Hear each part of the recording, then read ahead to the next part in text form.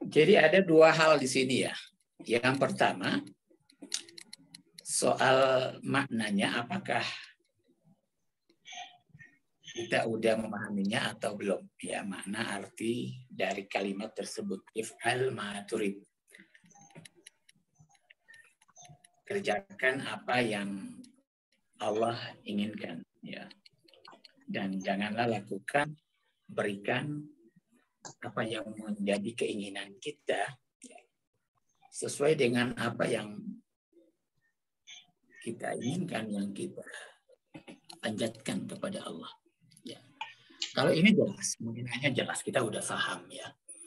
Kemudian ada dua hal. Ada hal lain soal aplikasinya, ya. Soal pengamalan. Ini berbeda antara ilmu dan amal. Bisa saja kita banyak mengetahui sesuatu, kita banyak menyimpan maklumat, istilah di dalam pikiran kita. Kita punya ilmu. Tetapi amal lain lagi. Dua-duanya ini sangat penting, sangat penting. Ini diandaikan seperti dua sayap bagi seorang manusia yang ingin terbang kembali ya, kepada Tuhannya. Jadi mi'raj. Di dalam kitab-kitab tasawuf ya, manusia itu diibaratkan seperti seekor burung, ya, seperti seekor burung. Karena kita ini di sini sekarang ini ya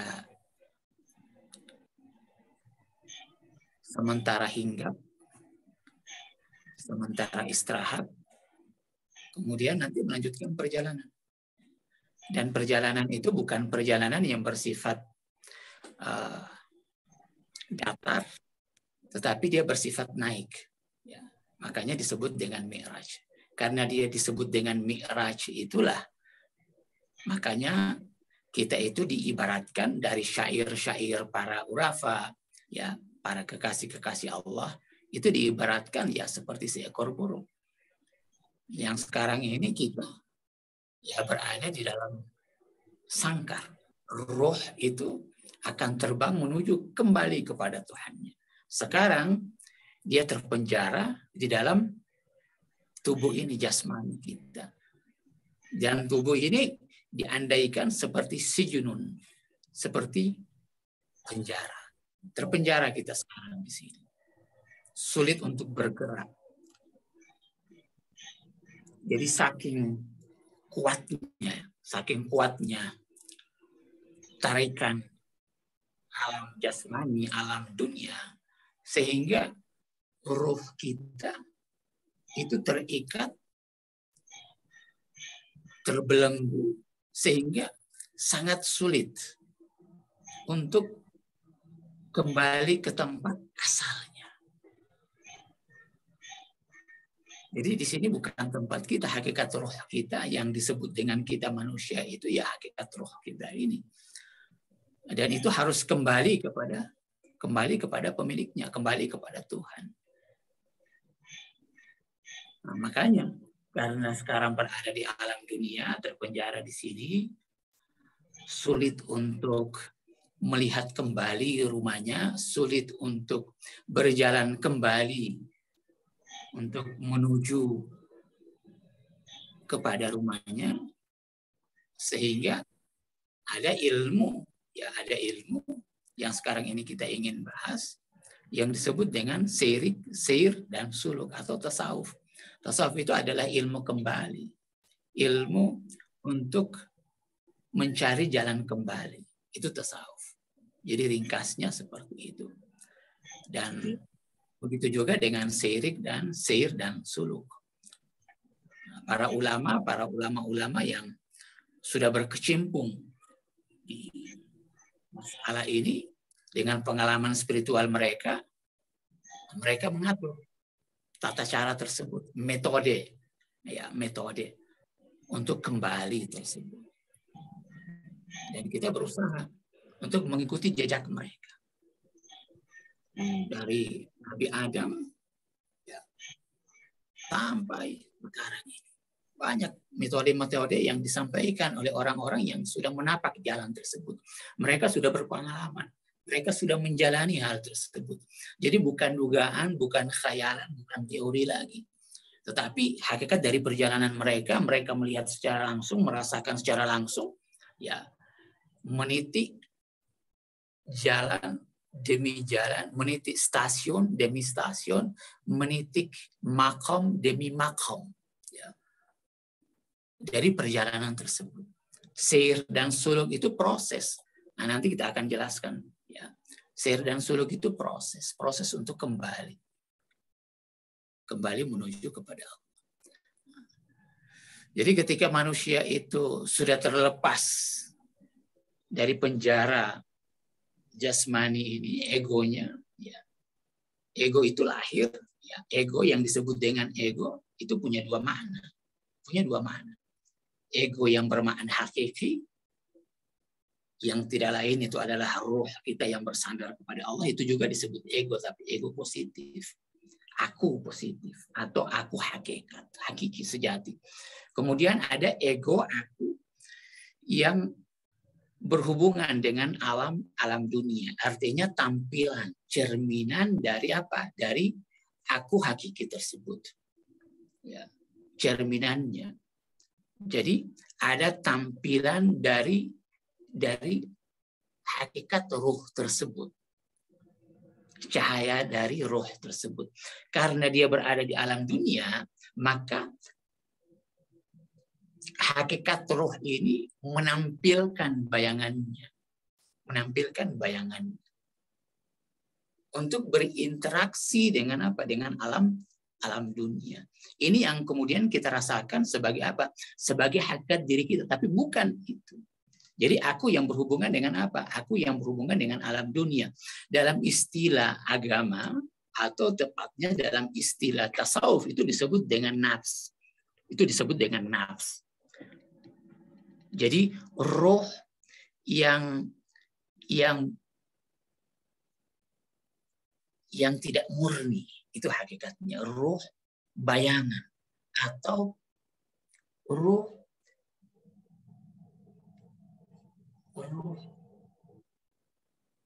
mau dibilang ruh bohongan juga bisa. Karena bayangannya, tampilannya saja, tapi bukan hakikatnya. Seperti kita sekarang yang sedang berdiri, kemudian ada bayangannya. Nah, bayangan ini kan aslinya bukan kita, tapi tampilan bentukan dari kita, cerminan. Gitu.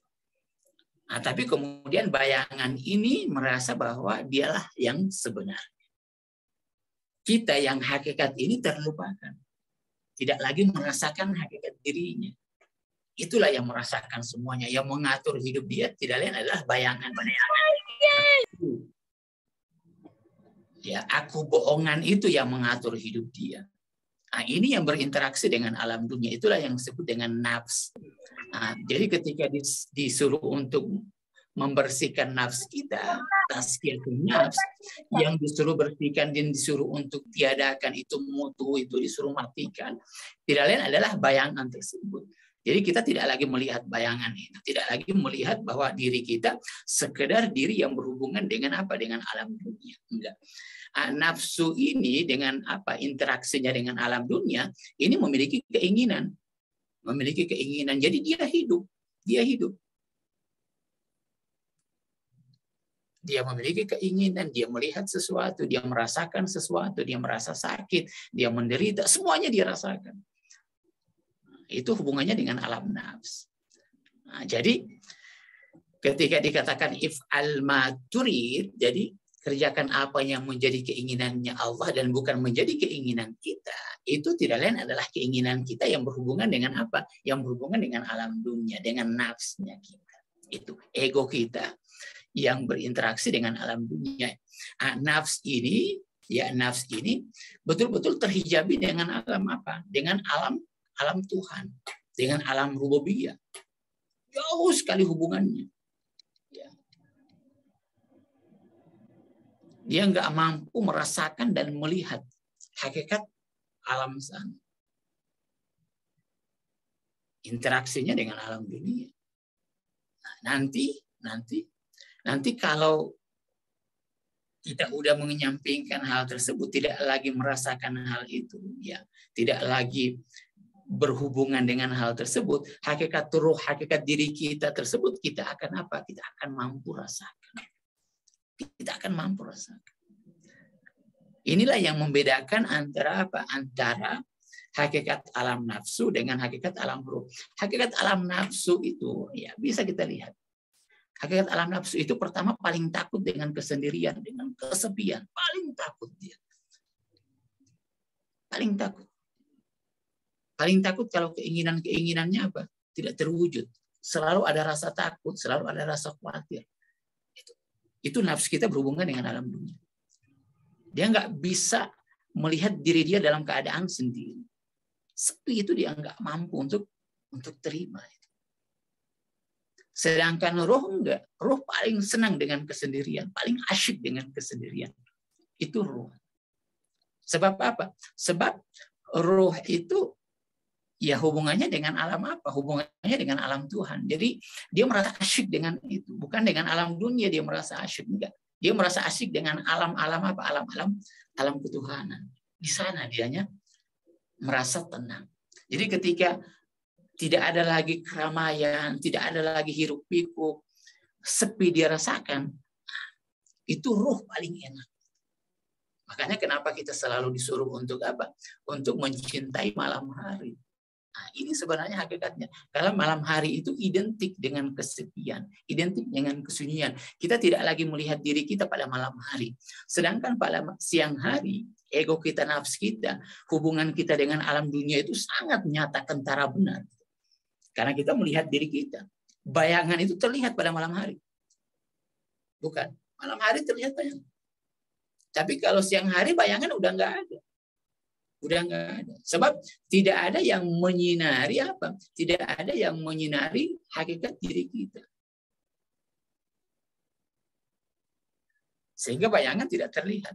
Di situ tidak ada lagi kebutuhan, tidak ada lagi keinginan. Dia tidak melihat apa-apa di situ. Ketika tidak lagi ada alam dunia, ya dengan sendirinya bayangan itu tidak akan pernah ada. Ketika Anda berada di mihrab Anda, ketika Anda berada di tempat apa? Tempat ibadah Anda. Ya, tempat ibadah itu ya identik dengan apa? Identik dengan kesendirian. Sebab di alam sana tidak bisa ada selain apa? Selain Tuhan itu sendiri. Nah, makanya Anda bisa melihat bahwa perjumpaan para kekasih-kekasih Allah itu selalu malam hari. Selalu malam hari. Nabi Musa pertama kali dia menerima wahyu dan bercakap-cakap dengan Tuhannya itu pada malam hari. Malam hari. Dianya berjalan dari mana? Dari Madian dengan keluarganya. Ya. Kemudian pada saat itu udah tengah malam dan beliau tidak membawa obor, lampu, sedangkan jalan yang mau dilewati itu begitu gelap, butuh penerang. Sehingga Nabi Musa mengatakan kepada istri dan keluarganya, tinggallah kalian di sini. Saya akan naik ke atas sebab saya melihat apa? Ada cahaya di atas. Siapa tahu saya menemukan sesuatu yang bisa apa? Menunjukkan jalan kita.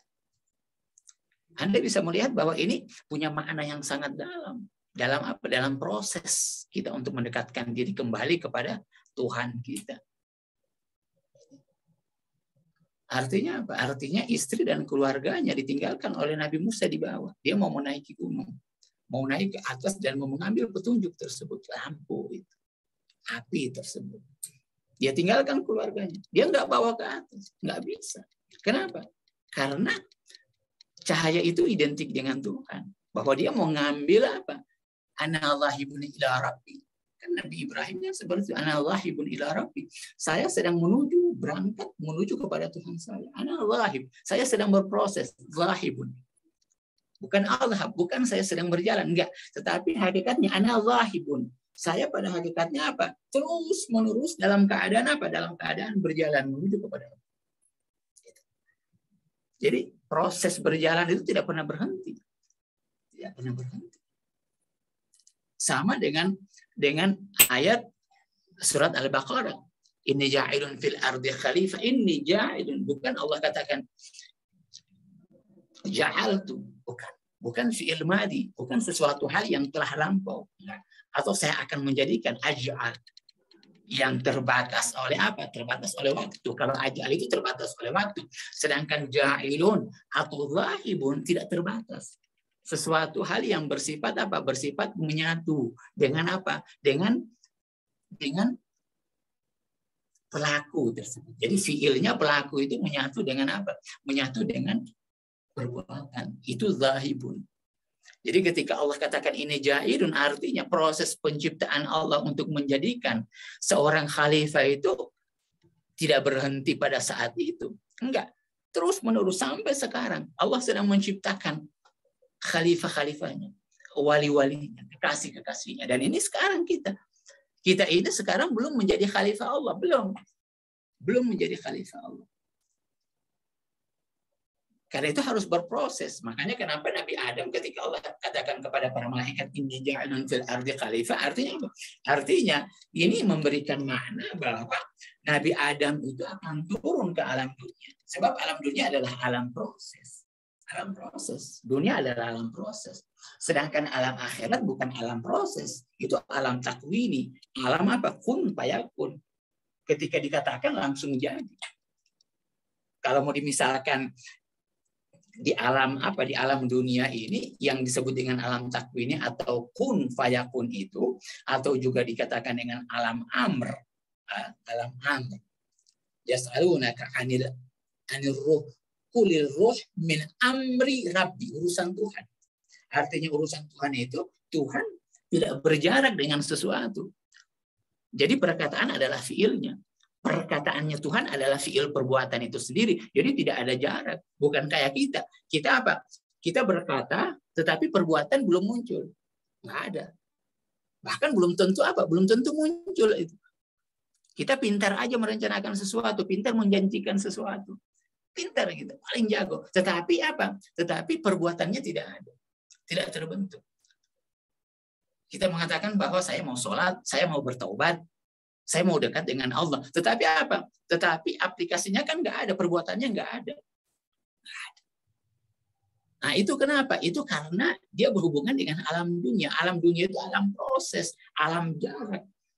Alam jarak. Anda kalau misalnya mau makan, Anda mau makan satu piring yang Anda miliki, Anda nggak mungkin memasukkan semua makanan yang ada di dalam piring tersebut langsung Anda masukkan ke dalam mulut, nggak mungkin. Harus berproses satu demi satu. Itu alam dunia, bertahap demi tahap. Tetapi alam sana enggak. Begitu juga dengan ayat Al-Quran. Ayat Al-Quran ketika turun kepada Nabi, itu ada dua apa? Itu ada dua makna inzal. Dua makna turun. Yang pertama turun fi kalbin Nabi, turun dia menghujam di dalam jiwa Rasulullah, di dalam hati Rasulullah. Itu sekaligus. Sedangkan yang 23 tahun ya itu terjadi secara apa? Terjadi secara perlahan-lahan. 23 tahun. Tetapi sebenarnya Rasulullah udah menampung ayat-ayat Al-Quran tersebut. Sudah ada di dalam wujud Rasulullah. Tinggal keluar dibutuhkan dengan apa? Disesuaikan dengan kondisi yang ada di luar. Butuh nggak ayat ini? Kapan berbenturan dengan hal-hal ini? Baru ayat-ayat Al-Quran tersebut dinampakkan, diwujudkan. Jadi ada di dalam alam batin, tapi kemudian diwujudkan.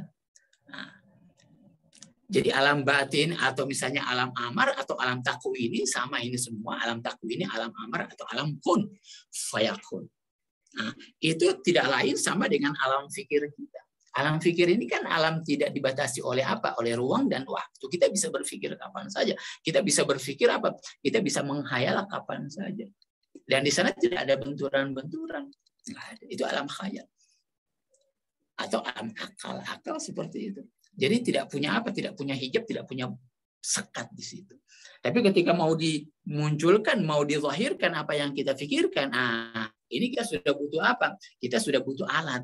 Kita sudah butuh bantuan yang ada dengan apa? Dengan alam dunia. Kalau Anda berpikir misalnya mau bahagia, Anda sudah pikirkan bahwa Anda bahagia. Oke, pikirkan Anda bahagia. Tapi ketika Anda memunculkan rasa bahagianya Anda tersebut, mau nggak mau, Anda membutuhkan apa? Anda membutuhkan sarana di alam luar. Mungkin sarana tersebut Anda wujudkan, misalnya rasa kebahagiaan itu dengan senyuman, atau kemudian rasa kebahagiaan itu Anda wujudkan misalnya dengan apa? Dengan perhatian kepada orang-orang yang ada di sekitar Anda misalnya. Sebab alam dunia seperti itu. Nah, itu perbedaannya. Nah, oleh karena itu, ya, hakikat roh ini, hakikat roh ya terhijabi oleh alam dunia ini. Nah, sekarang dia butuh untuk apa? Untuk kembali kepada Tuhan. Kembali kepada Tuhan. Nah, ini perlu di-manage, ini perlu ditata, perlu diatur ini semua. Tata caranya seperti apa? Bagaimana? Nah, inilah yang kemudian dikembangkan, diatur oleh apa? Oleh para mursyid, oleh para urafa, para sufi, para kekasih-kekasih Allah. Nah, para kekasih-kekasih Allah ini orang-orang yang memang dipilih oleh Allah, dipilih. Allah menunjuk mereka secara langsung. Dari awal Allah menunjuk siapa? Nabi Adam. Nabi Adam langsung ditunjuk oleh Allah. Dialah yang kemudian menjadi apa? Menjadi imam tersebut. Nabi Adam inilah yang kemudian menampung semua apa yang Allah inginkan. Yang apa menjadi keinginan Allah minal awal sampai akhir, ya, itu diberikan, ditajallikan, dimanifestasikan kepada siapa? Kepada Nabi Adam. Apa saja itu? Semua apa saja? Pesan-pesannya Allah. Semua pesannya. Itu diterima oleh siapa? Oleh Nabi Adam. Jadi Nabi Adam turun dari atas itu sudah membawa itu semua. Sebab beliau adalah imam pertama. Beliau adalah mursyid pertama. Ayatnya mana? Ayatnya wa'allama Adam al-asma'a kullaha, surat Al-Baqarah. Jadi Allah mengajarkan kepada Nabi Adam. Jadi Adam yang dimaksudkan di sini tidak lain adalah hakikat Adam yang bermakna apa? Yang bermakna universal. Adam bermakna universal, bukan Adam bermakna siapa? Abul Bashar kita, bukan. Yang diciptakan oleh Allah di alam sana, yang kemudian disampaikan bahwa Allah ingin menjadikan seseorang apa? Seorang khalifah Allah. Ini bermakna apa? Adam bermakna luas, siapa saja. Bermakna luas, universal. Kita adalah hakikat Adam itu sendiri. Kita.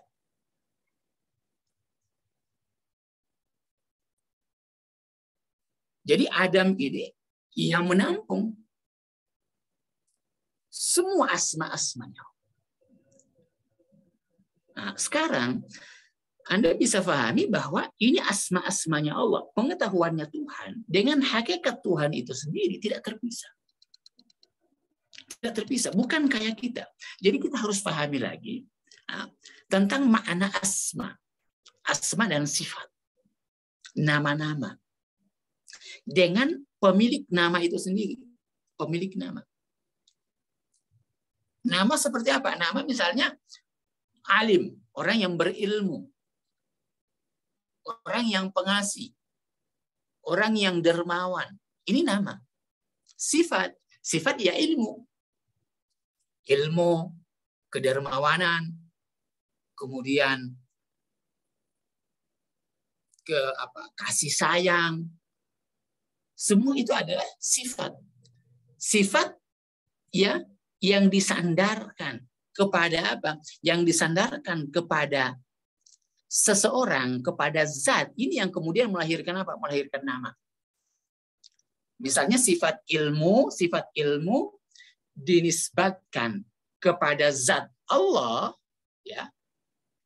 Inilah yang kemudian melahirkan nama alim. Dia kemudian dipanggil dengan orang yang punya ilmu. Sifat kedermawanan dinisbatkan kepada zat Allah, melahirkan apa? Orang yang zat yang dermawan. Al-Jawad. Begitu semua. Nah, antara zat Tuhan dengan asma itu tidak terpisah. Satu kesatuan. Satu kesatuan. Karena Allah itu ya bukan benda, bukan materi. Jadi dianya apa? Dianya satu dengan apa? Dengan hakikat asma itu sendiri. Identik. Nah, jadi ketika Allah itu mengajarkan kepada Nabi Adam, artinya Allah itu bertajali. Semua sampai wujud-wujudnya Allah itu sendiri yang disebut dengan wa nafakhtu fihi min ruhi, itu tidak lain adalah memberikan semua keberadaannya Tuhan kepada Nabi Adam.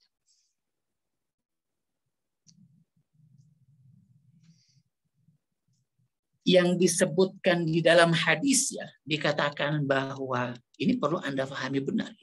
Ini kita membahas tentang apa? Tentang hakikat dari kedudukan seorang hamba dengan Tuhan. Ini sangat penting sekali. Selama kedudukan ini tidak benar, ya posisi ini tidak benar kita apakan, kita pikirkan dan posisikan di mana hamba, di mana Tuhan, seperti apa hubungannya. Pasti semua perbuatan kita, ibadah kita itu akan kurang tepat. Bukan saya mau katakan sia-sia, tapi kurang tepat, nggak pas gitu. Karena kita nggak tahu posisinya harusnya seperti apa. Bagaimana harus bersikap. Ini kan paling penting, sikap itu paling penting, adab itu paling penting. Antara anak dengan orang tua kan yang dibutuhkan itu tidak lain apa? Pemahaman di mana anak dan di mana posisi orang tua. Itu yang terkadang agak sulit untuk dipahami oleh seseorang. Ketika ini difahami dengan benar, hakikat ini bagaimana perwujudan, bagaimana kedudukan seorang hamba dengan Tuhannya, Anda akan bisa memahami kenapa misalnya para kekasih-kekasih Allah, Nabi misalnya, para aulia misalnya, mereka bisa jatuh pingsan kalau sedang beribadah kepada Allah, bisa menangis meraung-raung misalnya, merintih di hadapan Tuhannya, tanpa mengharap apapun juga ketika beribadah kepada Allah. Karena mereka tahu semuanya. Hakikatnya seperti apa. Kedudukannya mereka pahami. Mereka tahu. Allah di mana. Saya di mana. Kan begitu.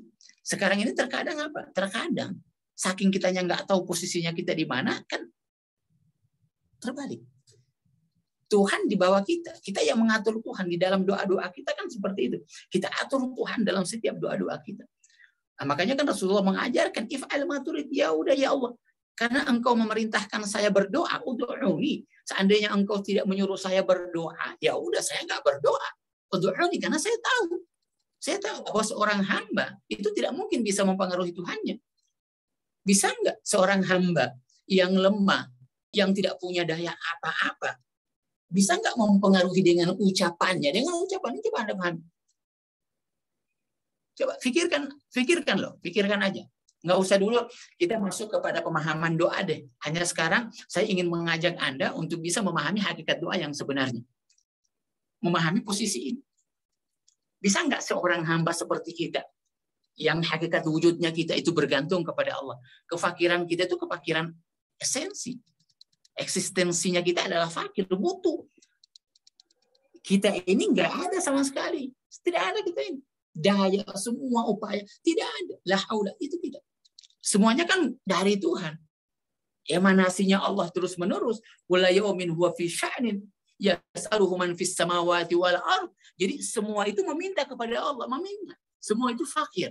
Semua pengemis di hadapan Allah. Jadi hakikat diri kita secara takwini, secara aslinya kita, eksistensinya kita pengemis. Kita ini meminta terus di hadapan Allah seperti ini. Karena ada apa? Karena ada permintaan eksistensinya kita.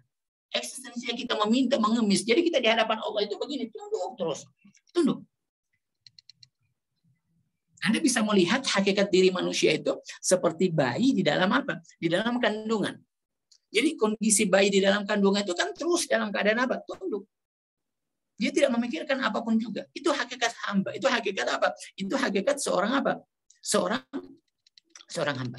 Fakir. Apa yang diberikan oleh Tuhan, apa yang diberikan oleh ibunya, yang dimakan oleh ibunya, itu semuanya transferan itu dia ambil semua. Dia nggak bertanya kenapa, ada apa, kenapa ini yang dimakan, kok pedas, kok apa. Itu nggak ditanya, pokoknya diterima aja. Itu hakikat hamba. Itu hakikat kefakirannya kita.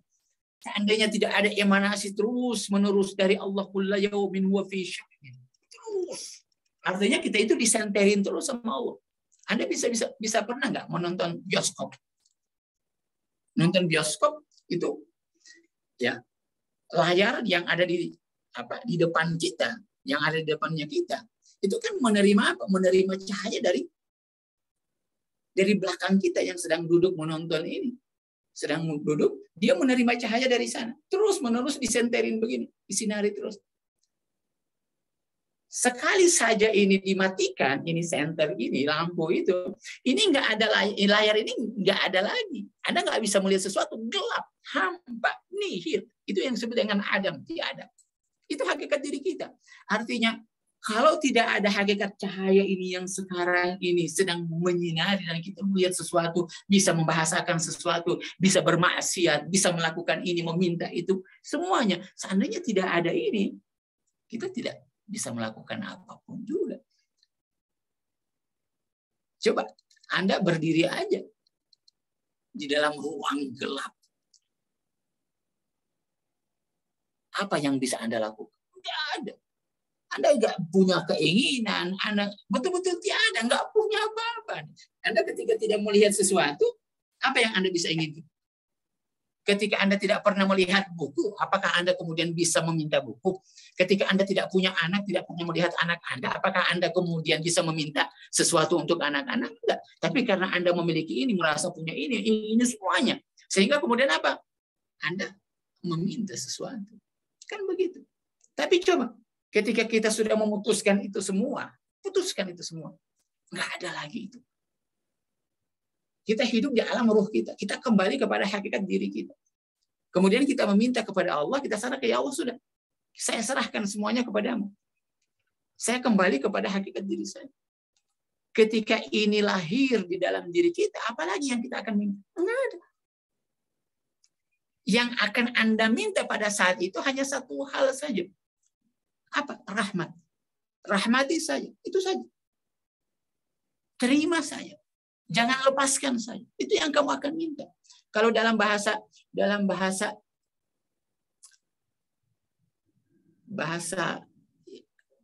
hubungan antara apa ya? Antara orang tua dan anak ya. Hubungan sosial, kekeluargaan. Ketika seorang anak ya, sudah kembali kepada orang tuanya dan memeluk erat orang tuanya, kira-kira pada saat itu apalagi yang Anda inginkan? Nggak ada. Karena Anda sudah kembali, Anda merasakan kehangatan pada saat itu. Anda merasakan ketenangan, kedamaian pada saat itu. Nggak ada lagi yang Anda inginkan. Sudah ini puncak dari semua apa yang saya inginkan. Bersama lagi dengan orang tua saya. Seperti masa-masa saya dulu. Itu yang Anda rasakan. Tapi ketika Anda lepas, Anda berjarak lagi, mulai lagi. Bahkan Anda bisa berkelahi dengan orang tua Anda. Sama dengan kita. Sekarang kita berkelahi dengan Allah. Kan begitu. Tanpa kita sadari, mungkin Anda menganggap bahwa Anda tidak berkelahi dengan Allah. Tidak menentang Tuhan. Tapi dalam sikap kita, memang secara lisan Anda tidak katakan itu. Anda tidak katakan itu. Karena memang kita takut mengatakan itu. Secara lisan Anda tidak katakan. Tetapi secara perbuatan, ya, secara sikap, kelakuan, kita seakan-akan menentang Tuhan. Melawan Allah. Kita masih bermaksiat. Kita masih menentang ini dan itu. Kita masih melakukan hal-hal yang tidak disenangi oleh Allah. Walaupun kemudian kita katakan tidak. Kita selalu mencari pembenaran dari setiap apa yang kita lakukan. Atau kemudian kita tidak mampu apa? Tidak mampu berserah diri. Itu kan sama dengan menentang Tuhan. Tanpa kita sadari. Anda sudah katakan Anda berserah diri. Ketika Anda berserah diri, tapi Anda masih pikirkan itu semua. Itu kan bukan mana berserah diri. Anda tawakal, tapi kemudian Anda masih apa? Masih terus risau dengan apa yang sudah Anda tawakalkan. Ya Anda tawakal namanya. Nah, ini menentang. Belum plong Anda, belum mampu menerima apa yang Allah berikan. Ketika Allah berikan ini, ya udah terima. Kan kenyataannya seperti itu. Sekarang Allah kasihkan Anda sakit, ya terima itu sakit. Terima. Harusnya kan begitu. Diterima dulu itu sakit. Ini hadiahnya Allah. Terima dulu. Dirangkul dulu tuh. Nah, tapi kemudian bukan berarti kita tidak berobat. Kita tetap terus berobat, tapi kita tidak melawan, kita tidak menentang, tidak bertanya, kenapa harus tertimpa kepada saya? Kenapa harus kepada keluarga saya? Kenapa harus begini? Kenapa harus begitu? Enggak, itu enggak ada, enggak muncul sama sekali. Ketika tidak muncul, enggak ada rasa stres, enggak ada rasa takut, enggak ada rasa khawatir. Sebab Anda merasa bahwa Anda di dalam apa? Berada di dalam lingkaran kasih sayangnya Allah. Anda berada di dalam ruangan rububiyahnya Allah. Rasa aman Anda, rasa tenang Anda. Sebab Anda ada di dalam rumah. Anda sakit, tapi ketika di dalam rumah dengan keluarganya Anda, apa yang Anda gelisahkan? Nggak ada kan? Tapi ketika Anda misalnya sakit, tapi kemudian orang tuanya Anda jauh, orang-orang yang Anda kasih tidak memperhatikan Anda, mereka menjauh dari Anda. Nah, ini kesusahan kita berdobel-dobel. Kan seperti itu. Nah, jadi ketika kita merasa susah dengan alam dunia ini, tapi kemudian kita masih berada di dalam lingkaran ruangan rububiyahnya Allah, tidak ada yang kita takutkan. Jadi alam dunia ini, ketika kita hidup dengan alam nafs kita, dengan alam ego kita merasa berjarak dengan Allah, kita merasa terpisah dengan Allah. Allah di tempat lain, saya di tempat lain. Seakan-akan kan seperti itu. Wanada rabbahu. Jadi seakan-akan dia berteriak, memanggil. Wanada, munada. Kan begitu. Wanada rabbahu fi dzulumat. Jadi karena Nabi Yunus pada saat itu berada fi dzulumat, dia tidak melihat sesuatu, hampa semuanya, sehingga dia berteriak, memanggil, ya Allah, selamatkan saya. Itu. Tapi ketika dianya sudah dekat dengan Allah, bukan berteriak lagi, berbisik-bisik, munajat, merintih, berbisik-bisik pada saat. Jadi seperti seorang kekasih ya dengan kekasihnya. Jadi nggak mau lagi diganggu oleh sesuatu, jangan ganggu saya. Saya sekarang merasa enak nih, merasa asyik dengan kekasih saya. Jadi di situ Anda tidak bercerita tentang siapa-siapa, tidak bercerita tentang dunianya Anda, enggak. Ketika Anda sudah bersama-sama dengan kekasih Anda, masa Anda masih bercerita tentang orang lain, masih bercerita tentang urusan-urusan yang tidak ada hubungannya dengan apa? Dengan Anda, dengan orang. Sama dengan orang yang sedang berada di Baitullah, sedang menatap Baitullah, sedang bersama-sama dengan Tuhannya, tapi pikirannya apa? Sibuk memikirkan dunianya, sibuk memikirkan anaknya, sibuk memikirkan apa? Pekerjaannya. Ya Anda tidak sedang bersama-sama dengan Allah. Seorang kekasih yang sedang memandang kekasihnya dengan kerinduannya, dengan apa? Dengan kecintaannya yang begitu besar, sudah berada di hadapan kekasihnya, dia tidak lagi mampu apa mengucapkan sesuatu selain memandang, diam pada saat itu. Makanya hakikat ibadah ketika orang wusul sudah sampai dalam proses perjalanannya, dia diam.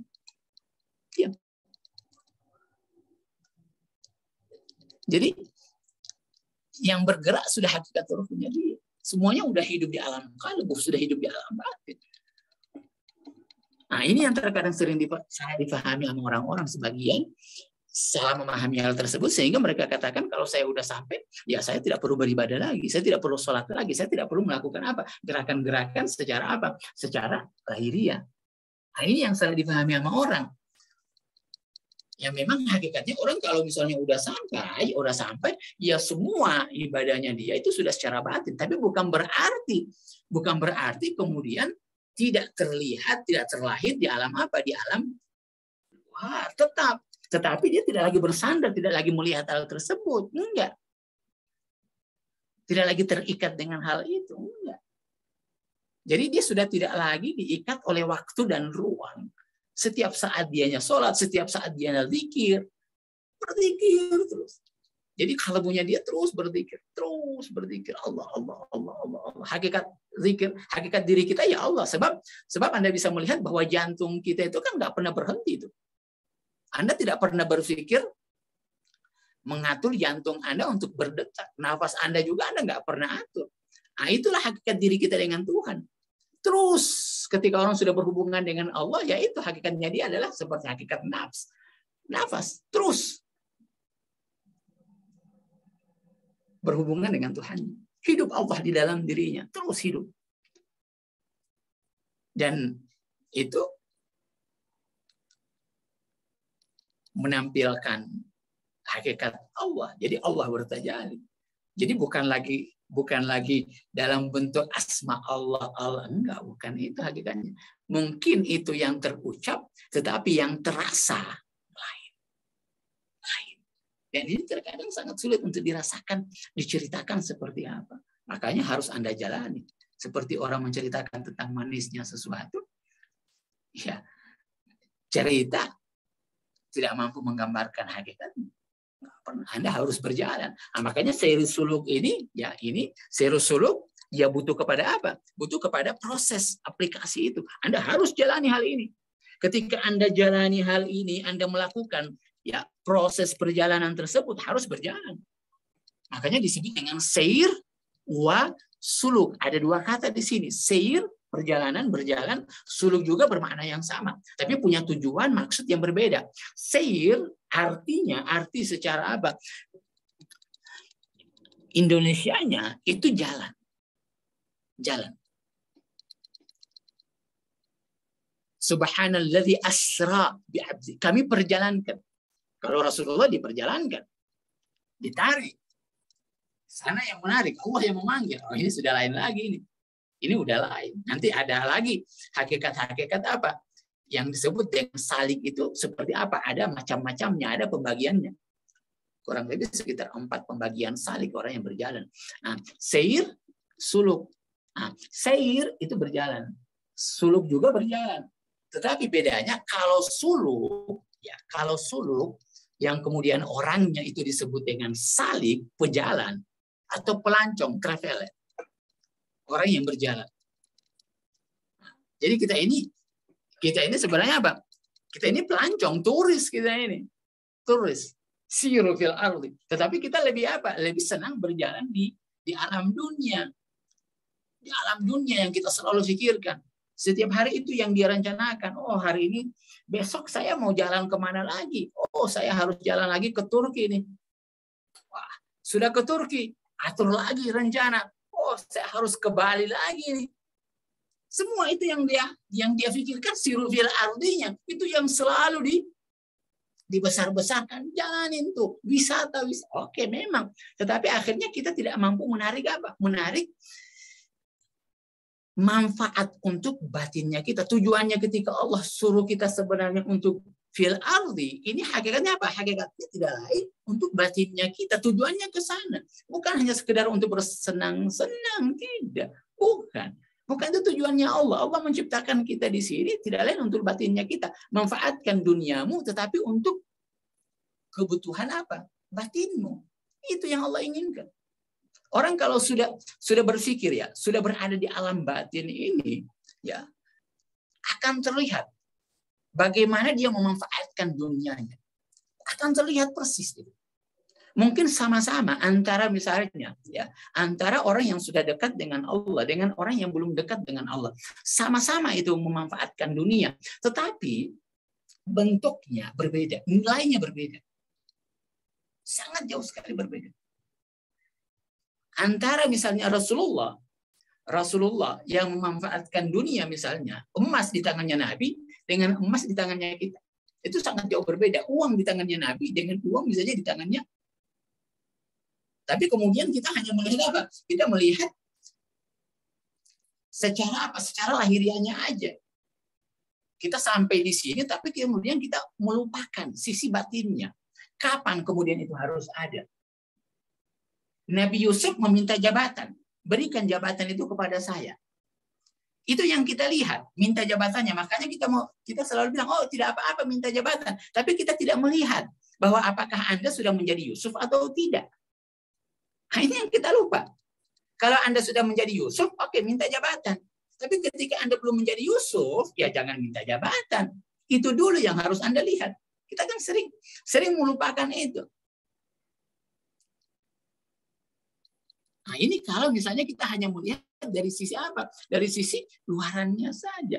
Terbatas kita memahaminya. Makanya ketika jabatan itu diminta, kita ambil, kita merasa pantas, tapi karena kita belum menjadi Yusuf, akhirnya yang terjadi apa? Jabatan ini malah merusak kita dan merusak orang-orang yang ada di sekitar kita. Tapi kita bangga dengan itu. Kita bangga dengan merusak. Karena kita merasa bahwa kita berada di jalan yang benar, tapi sebenarnya tidak. Yufsiduna fil ardi. Nah, mereka merusak dunia ini, tapi mereka tidak mengetahui kalau mereka sudah merusak alam dunia. Karena mereka merasa mereka berada di jalan yang benar. Ini yang paling bahaya. Yang paling bahaya itu orang, mohon maaf ya, ada yang namanya jahlul murakkab, bodoh yang bertingkat-tingkat. Bodoh, tapi dia tidak tahu kalau dia itu bodoh. Salah, tapi dia tidak tahu dirinya salah. Tapi dia merasa dirinya benar. Waduh, ini yang disebut dengan apa? Ini yang disebut di dalam Al-Quran, fa'arud anil jahilin. Orang sudah seperti ini apa? Jauhi. Setengah mati untuk kamu apa? Kamu benarkan. Setengah mati. Kamu bilang, dia nggak dengar. Malah kamunya yang disalah. Dimusuhi. Itu bahaya. Nah, itu kalau kita berada pada posisi seperti ini bahaya. Nah, jadi sihir seperti itu, suluk berjalan proses, ya. Suluk itu berjalan proses. Lalu apa bedanya dengan hijrah? Nah, hijrah juga apa? Juga berjalan. Tetapi sandarannya bukan kepada jalannya, bukan kepada prosesnya. Hijrah itu berpindah. Jadi terlihat satu apa? Satu perpindahan secara langsung. Jadi yang tadinya Anda di sini, kemudian apa? Anda hijrah berada di tempat ini. Jadi perpindahannya kalau hijrah. Ini harus Anda pahami. Hijrah Anda berada di titik A, tapi kemudian apa? Anda disuruh hijrah. Hijrah. Langsung berada di titik B. Jadi tadinya Anda buruk, kemudian apa? Menjadi baik. Kalau seir apa? Seir prosesnya. Proses ini yang disebut seir suluk. Sampai Anda berada pada titik di mana Anda akan apa? Anda akan sampai. Jadi ada apa?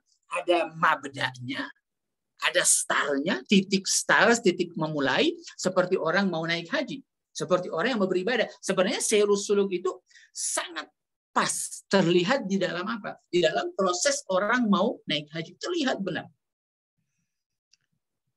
Anda muncul keinginan dulu, kemudian Anda bersihkan diri Anda dari selain apa? Selain tujuan Anda. Bersihkan. Tujuan Anda hanya Allah. Kan begitu. Anda buang yang tidak ada tujuan dengan apa niat Anda. Nah, di sini ketika Anda sudah berniat seperti itu menjadi seorang salik, saya menjadi seorang salik.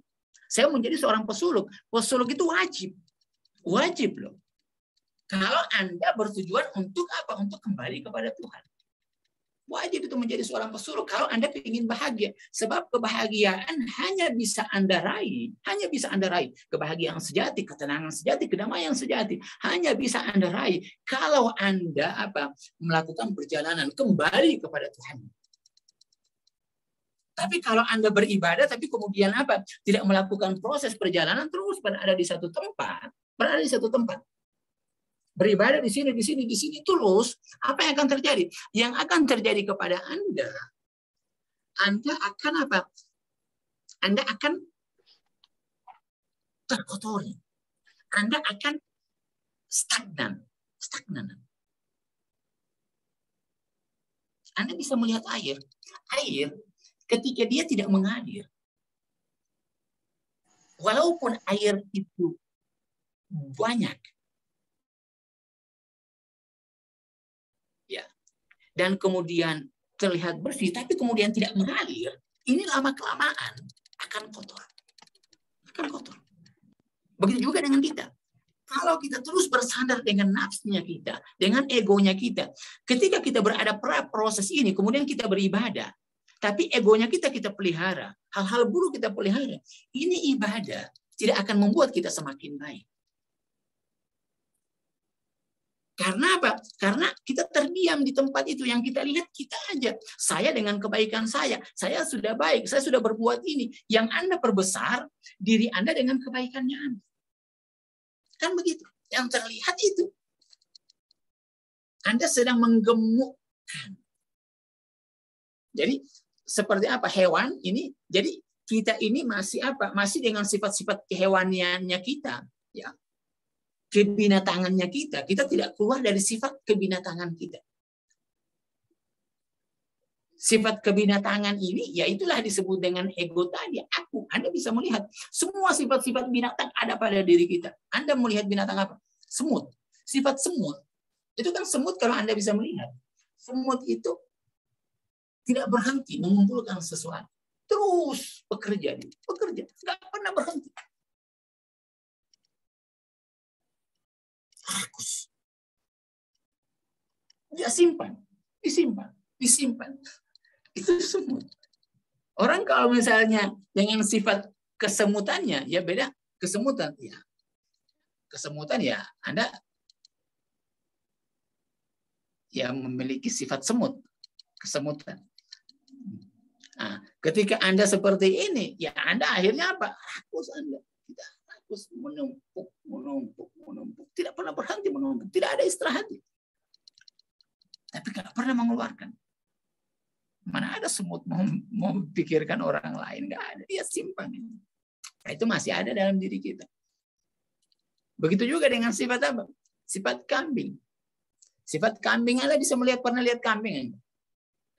Anda kalau misalnya berkorban kemarin, Anda bisa melihat. Coba perhatikan tuh kambing. Anda beli itu kambing, Anda langsung jangan kasih tuh sama masjid yang menyembelih korban. Tapi Anda pandangin dulu tuh. Kambing seperti apa? Lihat dia. Kambing itu Anda lihat menunduk terus. Dia makan terus. Dengan pekerjaannya dia. Dia nggak pusing dengan alam sekitarnya dia. Pokoknya dia asyik dengan diri dia. Asyik dengan apa yang dia miliki. Dia nggak peduli dengan orang lain. Orang lain mau apa, dia nggak peduli. Ada orang sakit di hadapannya, dia nggak peduli. Walaupun dia punya sesuatu. Seandainya ini kambing, ada temannya dia yang di situ diikat, sama-sama dengan dia diikat, kurus, tidak punya makanan, dia tidak perhatikan itu. Dia nggak peduli. Dia terus makan apa yang ada di dekatnya. Enggak. Walaupun kambing itu disembelih di hadapannya dia nggak peduli. Dia asyik. Nah, itu juga dengan diri kita. Kita punya sesuatu, tapi kita nggak peduli dengan orang-orang yang ada di sekitar kita. Tidak ada rasa simpati dan empati sama orang lain. Nggak ada, asyik dengan diri kita. Ini kenikmatan saya, ini punya saya. Peduli amat dengan kalian. Orang jatuh, ya udah bangun sendiri. Saya untuk apa? Saya mau bantu orang lain. Itu sifat binatang. Lembut dia, lembut memang. Senyum. Kan kambing itu kan Masya Allah terlihat apa? Terlihat lembut itu, menggemaskan itu apa? Menggemaskan itu kambing. Anda potong dia nggak apa? Anda tangkap apa dia nggak melawan. Tapi menyimpan keburukan yang luar biasa, nggak ada rasa peduli dengan orang lain. Makanya kenapa disuruh sembelih oleh Nabi, oleh Allah kepada Nabi Ibrahim. Itu yang digantikan kepada Nabi Ismail. Nah, ini. Itu yang harus disembelih itu. Nah, ini dengan serus suluk. Nah, ini ketika kita masih banyak lagi sifat-sifat kebinatangan. Oke, nanti lain kali kita bahas lah itu. Nah, ketika ini semuanya masih ada, kita masih terus dengan apa? Dengan alam nafsunya kita. Kita masih asyik dengan alam nafsunya kita. Pemandangan nafs ini begitu mengasyikkan bagi kita. Pemandangan apa? Alam nafs. Pemandangan alam binatang. Jadi kita masih berada di kebun binatang dan kita merasa asyik dengan itu. Kotoran kita nikmati. Semua kotoran-kotoran kita nikmati. Kita tidak merasa jijik dengan itu semua. Kita merasa bahwa itu adalah hakikat diri saya. Ini kan yang paling bahaya itu. Ketika Anda sudah merasa asyik, identik, terbiasa dengan itu, Anda merasa bahwa itulah aku. Itulah aku. Jati diriku itu. Nah, orang yang sudah seperti ini sangat sulit untuk diajak untuk keluar. Sangat sulit. Boleh disehati, sangat sulit. Banyak kan orang-orang seperti itu.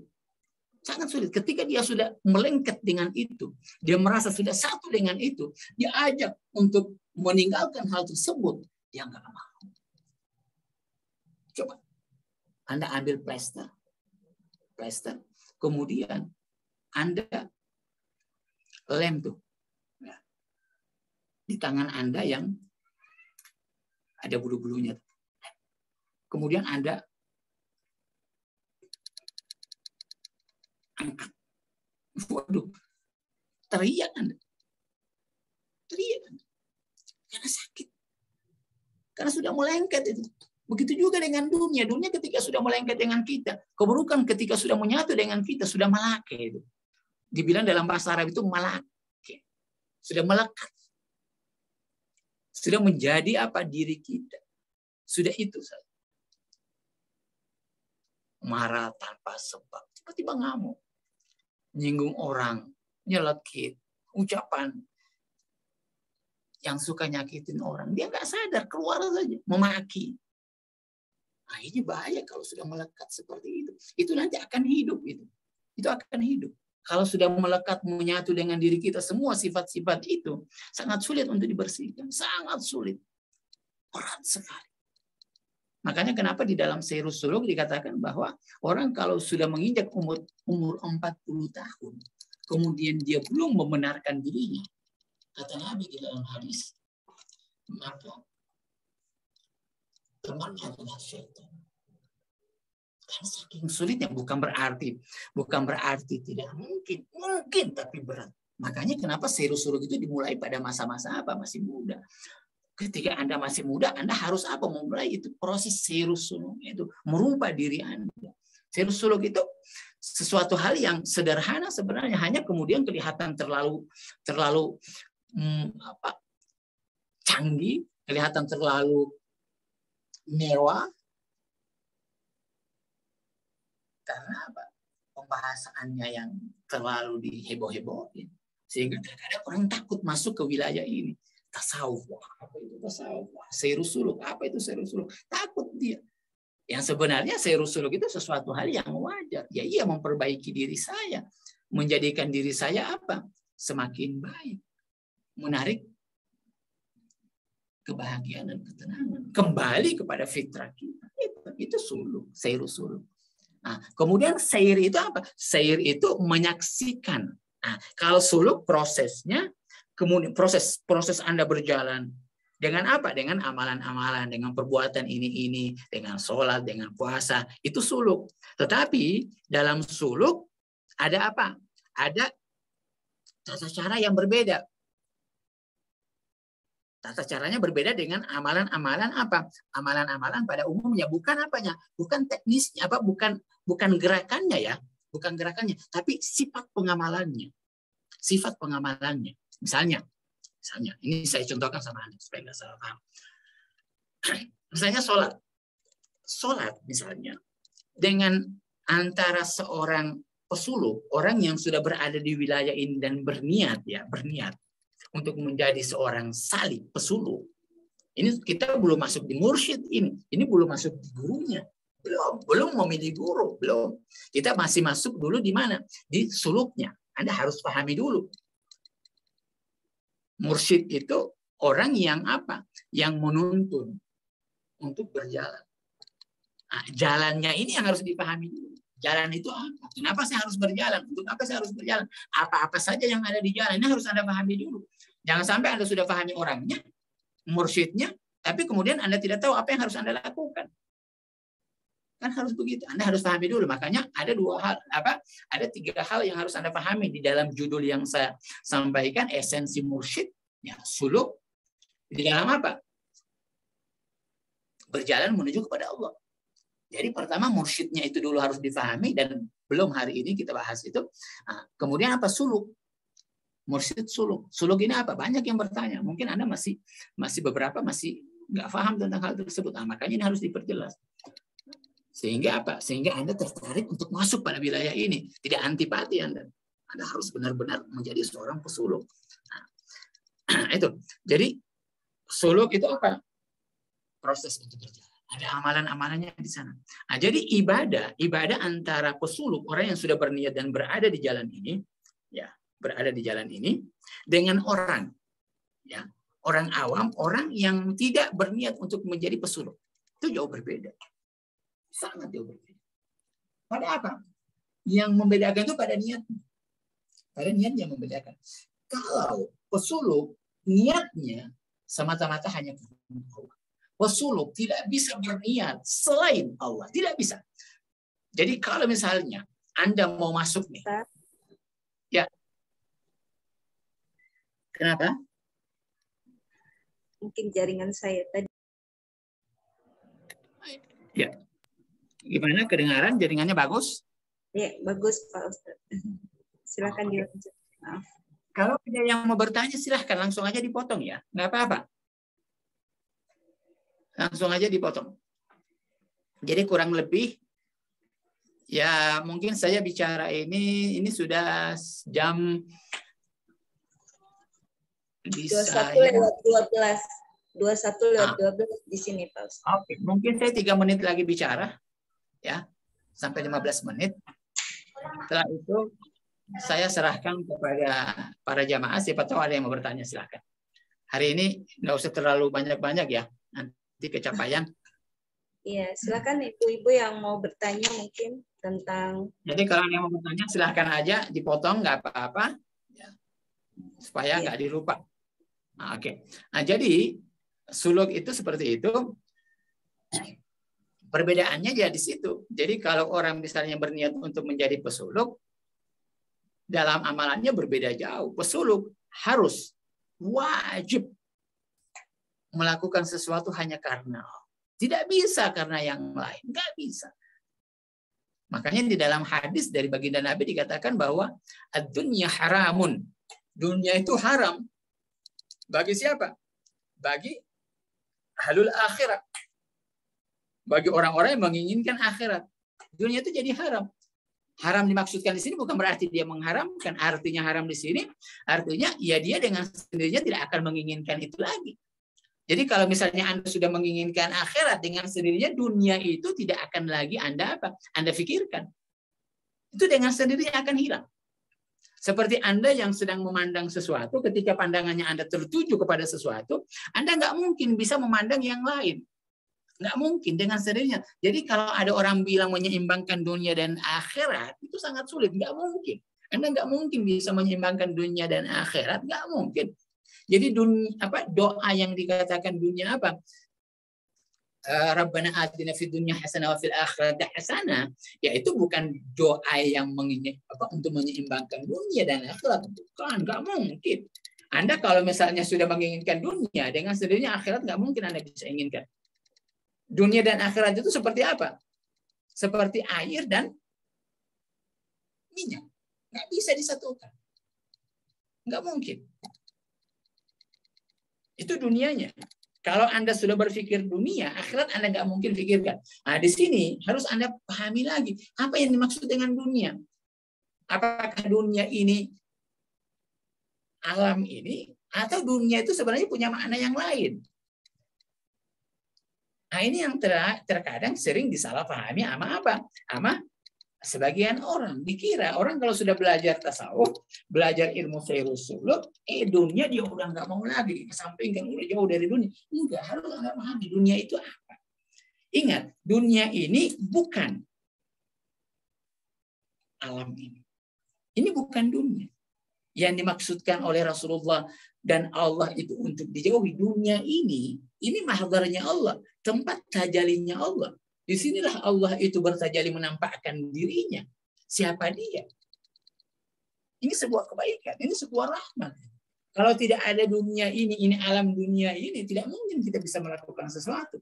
Ini bukan dunia yang diperintahkan untuk dijauhi. Lalu apanya? Dunia itu bukan mobil. Dunia itu bukan jabatan. Itu bukan dunia. Sebab di dalam itu semua ada apa? Ada tampilan-tampilan dari rahmatnya Allah. Dunia itu di mana? Dunia itu kembali kepada diri kita. Itu sifat. Al-hayatud dunya, sifat. Jadi sifat dari dunianya itu. Bukan bentuk dunianya. Enggak. Tapi sifat dari kehidupan dunia. Jadi dikatakan bahwa kehidupan dunia itu laibun dan lahwun. Itu tidak lain adalah kehidupan dunia yang ada di dalam apa? Di dalam diri kita. Yang kita bentuk dengan alam pikir. Itu dunia. Jadi bukan jabatannya. Nah, jadi jabatan yang ada di alam pikir Anda. Bukan apa yang ada di luar. Jabatan itu baik. Tapi apa yang Anda pikirkan tentang jabatan itulah yang disebut dengan kehidupan dunia. Anda yang melengket, yang terkendalikan oleh apa? Oleh jabatan, itulah yang disebut dengan kehidupan dunia. Yang mempermainkan Anda bukan jabatan yang ada di luar, tapi jabatan yang ada di alam pikir Anda itu yang kemudian apa? Yang kemudian merusak Anda. Itu yang mau dikeluarkan. Paham? Itu yang mau dikeluarkan. Jadi ketika misalnya Nabi Ismail itu disembelih oleh Allah, itu bukan Ismail yang ada di luar. Buktinya Nabi Ismail yang ada di luar itu apa? Itu diselamatkan oleh Allah dan diganti dengan kambing. Tetapi kemudian apa yang diperintahkan oleh Allah untuk disembelih? Ismail yang ada di alam fikirnya, yang dicintai, yang hidup di alam fikirnya siapa? Fikirnya Nabi Ibrahim. Itu yang disuruh untuk sembelih. Begitu juga, itu yang disebut dengan alam dunia. Itu yang harus mau dijauh. Paham Anda? Itu. Jadi, silakan Anda punya mobil. Tapi jangan terikat dengan mobil. Jadi kalau misalnya mobil Anda parkir, Anda tidak susah memikirkan itu. Dicuri sama orang nggak susah. Dipinjam sama orang nggak susah. Kalau diminta sama orang juga Anda nggak susah Anda. Diambil sama orang nggak susah, nggak ada susahnya. Uang juga begitu, uang nggak bermasalah. Yang bermasalah makanya saya bilang tadi, uang di tangannya Nabi dengan uang di tangannya kita jauh sekali berbeda. Kalau Nabi ketika punya uang tidak terikat dengan uang, enggak. Makanya ketika Sayyidina Ali, ya.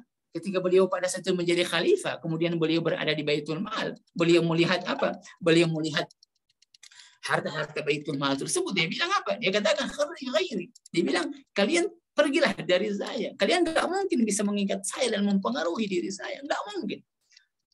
Itu nggak mampu lagi.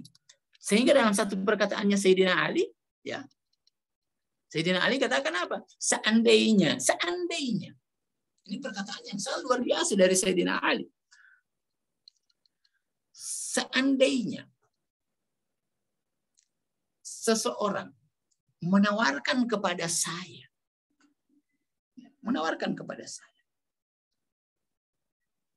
alam dunia dengan semua kenikmatan yang ada di dalamnya, semuanya ditawarkan kepada saya, dan kemudian saya harus menyakiti seekor semut, saya tidak akan lakukan. Seekor semut tidak akan dilakukan. Nah, itu menandakan bahwa dunia itu sudah nggak ada lagi di dalam diri beliau. Nah, itu yang disebut dengan kehidupan dunia.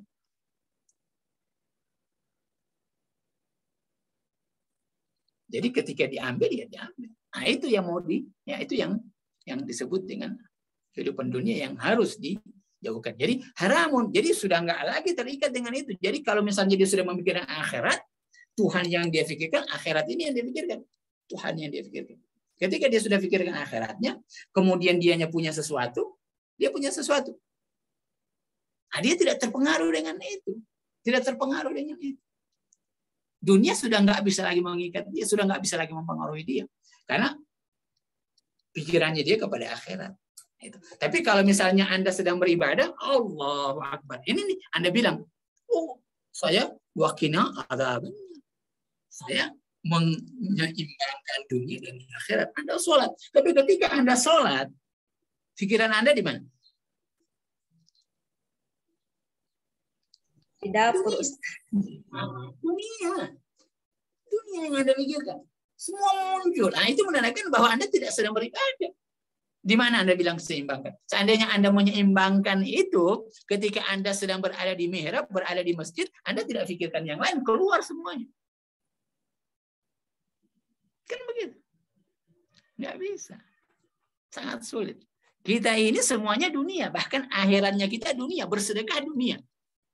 Sedekah dunia. Anda kan bisa melihat sekarang. Sedekah, perbanyak itu sedekah. Sedekah supaya Anda bisa kaya. Supaya banyak harta Anda. Sini mari. Coba Anda lihat. Sedekah dimain-mainin untuk apa? Untuk kaya alam dunia. Sebenarnya sedekah itu bukan itu tujuannya. Sedekah itu bagaimana Anda tidak terikat dengan itu. Tapi sekarang coba Anda lihat. Sedekah bagaimana dijadikan orang yang untuk apa? Untuk memperkaya diri. Kan begitu. Coba lihat. Ibadah tapi untuk dunia. benar-benar marah Allah itu. Ibadah itu untuk Allah. Allah bilang di dalam satu hadis qudsi. Allah bilang apa? Fa'budni, sembahlah saya. Dan ibadah itu adalah milikku, kata Allah. Coba lihat. Tapi sekarang jalan-jalan untuk menuju kepada Allah, semuanya kita jadikan jalan kita untuk menuju kepada apa? Kepada dunianya kita. Coba lihat. Betapa marahnya Tuhan itu. Sholat. Sholat untuk apa? Sholat untuk membuatnya dia terlihat. Coba. Umroh, haji. Kalau lagi musim pilkada. Coba lihat. Itu. Semuanya untuk dunianya. Nah, itu bukan dunia, itu bukan akhirat, itu dunia. Itu yang disebut dengan ibadah karena dunia. Nah, itu karena masih ada nafsunya kita. Kemudian dibilang apa? Kemudian, kalau bagi orang-orang yang sudah memikirkan Tuhan, akhirat sama dunia itu haram. Itu haram. Jadi kalau orang sudah pikirkan Tuhan, ya bukan lagi akhirat yang dia pikirkan, bukan lagi surga yang dia pikirkan. Sudah nggak ada itu, bukan minta surga. Sebab kalau Anda masih memikirkan surga, Anda masih memikirkan kesenangan Anda, masih memikirkan bidadari, Anda masih memikirkan diri Anda, kenikmatannya Anda yang Anda pikirkan. Masih memikirkan apa? Masih memikirkan air yang mengalir, apel, apa segala macam. Berarti Anda masih hidup dengan akunya Anda. Anda belum menginginkan Tuhan. Sedangkan Allah bilang apa? Farji'i ila rabbik. Kembalilah kamu, irji'i. Kembali, irji ila rabbik. Radiyatan mardiyah. Udah reda enggak? Kamu kembali kepada Tuhan. Kalau kamu sudah reda, berarti Anda enggak pikirkan yang lain. Anda hanya memikirkan Tuhan. Anda ditawarin apa saja, Anda enggak bergeming, Anda hanya minta Tuhan. Bahkan di dalam salah satu apa? Di dalam salah satu ucapan seorang wali Allah, seandainya ucapan seorang wali Allah, seandainya pada saat saya sedang berdiri sholat dan pada saat itu Jibril datang mengatakan kepada saya bahwa sudah, kamu masuk surga. Maka saya tidak akan menghentikan ibadah saya. Dan tetapan saya hanya untuk Allah. Coba. Rabi al-Adawiyah pun seperti itu. Surga dan neraka tidak ada lagi. Haram. Haram loh. Haram dalam artian bahwa apa? Nggak bisa lagi kamu pikirkan. Karena kalau kamu sudah pikirkan Tuhan, nggak bisa lagi memikirkan diri. Nggak mungkin antara ego nafs, dengan ego ruh bisa berkumpul. Nggak mungkin. Kalau egonya Anda masih ada, ruh tidak akan ada. Hakikat Anda yang sejati tidak akan ada. Tapi ketika Anda sudah mampu mematikan ini, mampu Anda matikan ini semua, fana, ini hakikat ruh, ini hidup, ini yang kemudian akan kembali terbang menuju kepada Tuhan. Inilah yang akan serus suluk itu. Ini harus Anda matikan. Ini yang harus Anda matikan. Sulit itu, berat itu. Berat. Perjalanan pertama itu yang paling berat. Paling baru start ini yang paling berat. Makanya di sini kenapa orang butuh guru. Butuh guru itu di pertama kali berjalan. Goncangannya luar biasa, sangat luar biasa. Orang kalau tidak kuat, panas-panas tai ayam itu. Awal-awalnya aja semangat kelihatan luar biasa.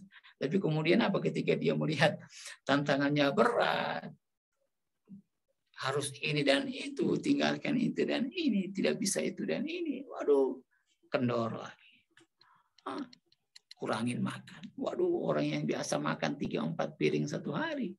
Belum lagi cemilannya. Waduh, jalangkote dia. Belum cotonya, belum baksonya, nggak pernah berhenti. Apalagi zaman sekarang. Zaman online, pesanan online, Masya Allah. Semuanya jadi dekat. Tidak pernah berhenti. Ini harus mulai ditata, diatur. Makanya kenapa banyak orang kau katanya pingin bahagia. Tapi kemudian pingin tenang, pingin senang. Tapi tanpa dia sadari, dia terikat dengan hal-hal seperti itu. Tiba-tiba pingin makan coto. Pingin makan benar coto. Keliling coto di jalan. Coba bayangkan. Sampai dapat. Di mana saya dicari? Bahkan ada yang sampai terbang ke Singapura untuk banyak yang Anda bisa orang faham. Ini bedanya dapat peluk dengan yang bukan peluk. Kalau yang bukan peluk dalam bersedekah, tutup. Perbedaannya Anda bisa melihat bahwa orang yang pesuluk, yang bukan pesuluk dulu, yang bukan pesuluk, dia punya harta kaya,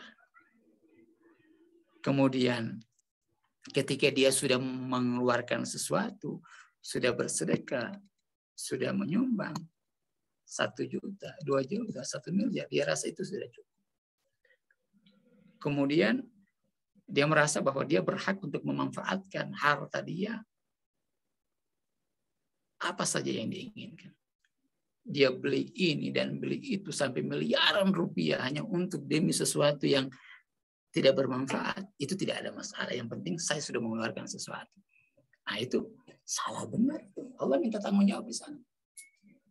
Kalau yang bukan pesuluk, biasa dia merasa itu harta saya. Yang penting saya sudah menyumbang 5 juta, 10 juta, sudah cukup. Yang dia tidak tahu bahwa yang sebenarnya ada di sana kebutuhan fakir miskin yang luar biasa. Jangan merasa cukup, terikat kita dengan sesuatu yang Allah berikan. Tapi kalau yang pesuluk tidak. Pesuluk dia bukan lagi untuk itu, kesenangannya bukan untuk itu lagi. Dia merasa senang ketika semua yang dia miliki dia berikan di jalan. Senyumannya orang itu yang dia inginkan. Karena dia sudah tidak hidup lagi dengan alam apa? Alam binatangnya. Kalau binatang itu yang dia pikirkan kan makanan. Kalau mereka yang orang-orang yang sudah dekat sama Allah karena dia sudah mengatur apa? Sudah mengatur nafsunya, bukan lagi bersandar kepada makanan, sudah tidak lagi dikendalikan oleh makanan, makan apa saja bagi dia udah enak. Kan di situ aja bedanya.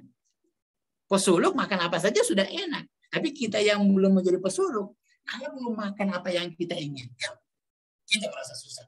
Jadi al-maturid, keinginan ini yang menjadi hijab. Makanya Allah bilang, Rasulullah bilang, berikan apa yang menjadi keinginanmu, bukan keinginan saya. Di dalam suluk itu yang mau diatur keinginan.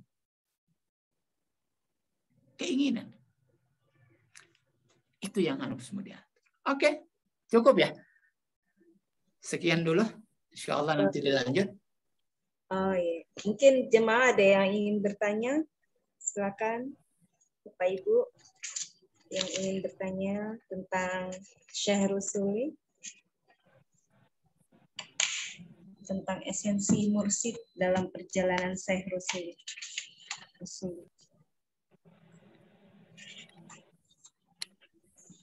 Ya, kita belum masuk di esensinya ini. Hakikat mursyid belum kita masuk. Jadi bagaimana memilih mursyid ini harus difahami. Siapa itu mursyid? Apa-apa saja syarat yang dimiliki oleh seorang mursyid, seorang guru. Kemudian apa yang harus dilakukan oleh seorang murid kepada mursyidnya, itu juga harus difahami. Karena mengaku mursyid itu gampang sekali. Tapi hakikat mursyid yang sebenarnya itu sangat sulit, berat. Waduh, sangat berat. Tidak gampang itu menjadi mursyid. Makanya banyak yang salah arti, salah kaprah, salah memahami makna mursyid itu.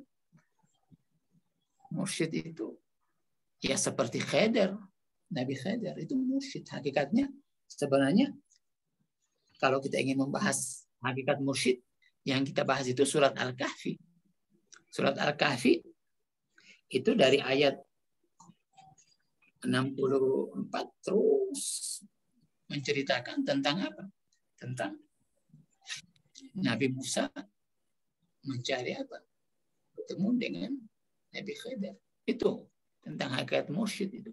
Jadi bukan semua orang yang mengajarkan sesuatu kemudian jadi mursyid. Enggak. Tapi ustadz oke. Tapi mursyid itu tidak sesederhana yang kita bayangkan. Tidak sesederhana yang kita bayangkan. Sangat sulit. Makanya dikatakan bahwa Nabi itu warasatul anbiya. Al-ulama warasatul anbiya. Jadi ulama itu pewaris para nabi. Dan ulama yang dimaksudkan ini menurut para urafa, para kekasih Allah, sebenarnya hakikatnya adalah orang-orang yang sudah memiliki apa? Memiliki sifat-sifat seperti nabi. Identik dengan nabi, baru kemudian dia dikatakan pewaris. Ketika dia tidak sama dengan nabi, Dari hadis ini dia tidak dikatakan apa? Ulama. Enggak. Jadi orang yang menyuruh kepada perpecahan, orang yang suka berkelahi, orang yang itu dalam hadis ini tidak dikatakan ulama. Ulama itu mewarisi para nabi. Para nabi, bukan satu nabi. Para nabi. Jadi dari Nabi Adam sampai Nabi Muhammad. Anda harus warisi semua sifat-sifatnya. Waduh, beratnya. Jadi jangan bilang Anda ulama dulu. Tapi bilang aja Anda mubalik. Penyampai. Jangan bilang Anda ulama. Ulama itu tanggung jawabnya gede. Sebab mewarisi. Apa yang diwarisi? Nabi tidak mewarisi, para nabi tidak memberikan warisan harta. Bukan itu yang mereka warisi. Bukan. Yang mereka wariskan apa? Yang mereka wariskan tidak lain adalah makam, derajat apa? Derajat diri mereka. Itu yang harus dikejar. Itu yang harusnya tahapan-tahapan spiritualnya mereka. Tahapan Nabi Adam apa?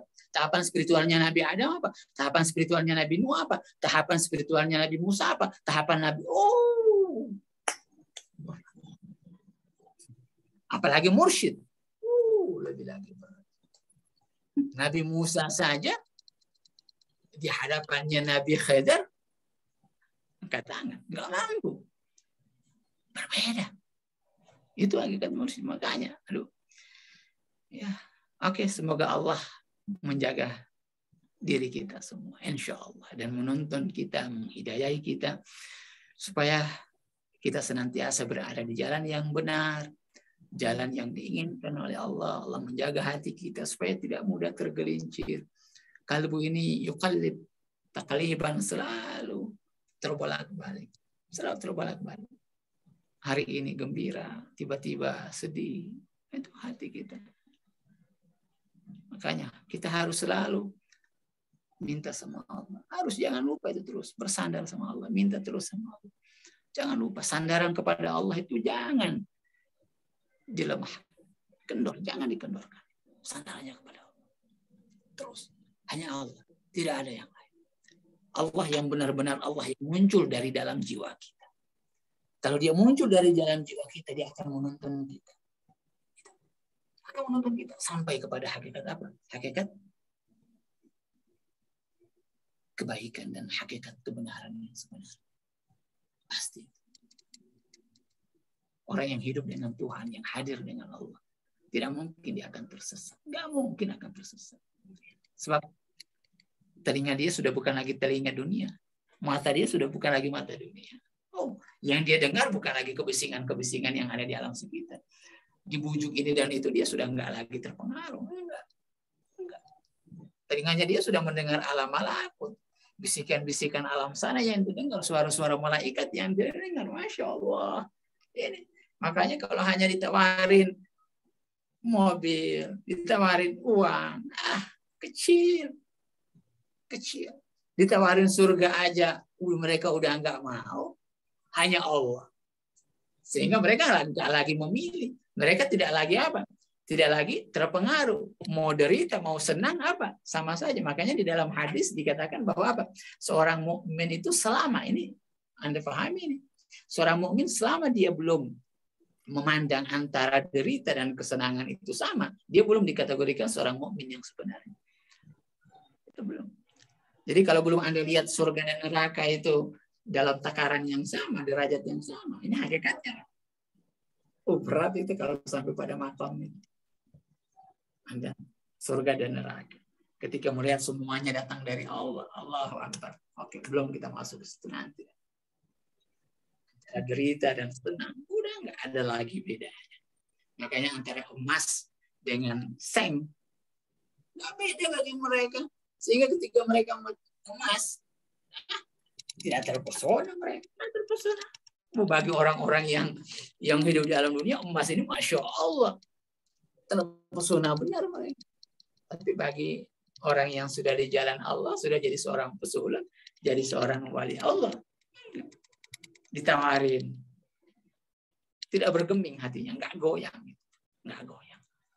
Istiqomah itu mustaqim, itu istiqomah itu mustaqim, tidak terombang-ambing kayak gini, enggak. Istiqomah. Tidak tergoncang. Oke. Cukup ya? Oke, bisa ditutup. Baik, terima kasih banyak Pak Ustaz atas ilmu yang diberikan pada kesempatan kali ini.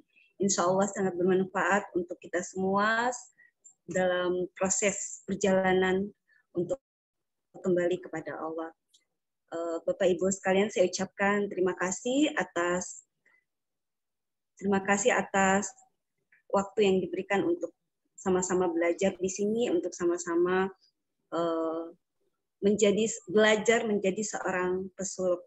Dan kita harus bersyukur kepada Allah karena Allah telah menggabungkan kita bersama-sama dalam kajian ini untuk sama-sama mencari jalan kebahagiaan itu untuk kembali kepada Allah. Semoga Allah memberikan cahayanya kepada kita semua untuk bisa menapaki jalan Syekh Rasul ini. Mohon maaf atas segala kekurangan dan semoga pada kesempatan berikutnya Bapak Ibu masih bisa tetap hadir sebagai wujud kecintaan kepada ilmu dan tujuan kita hanya kepada Allah, perjumpaan dengan Allah. Terima kasih banyak Pak Ustadz atas ilmunya. Mohon maaf dari kami. Ya, sama-sama. Makasih banyak. Ya, jazakallahu khair. Baik, saya akhiri dengan ucapan billahi fisabilil haq fastabiqul khairat. Wassalamualaikum warahmatullahi wabarakatuh. Waalaikumsalam warahmatullahi wabarakatuh.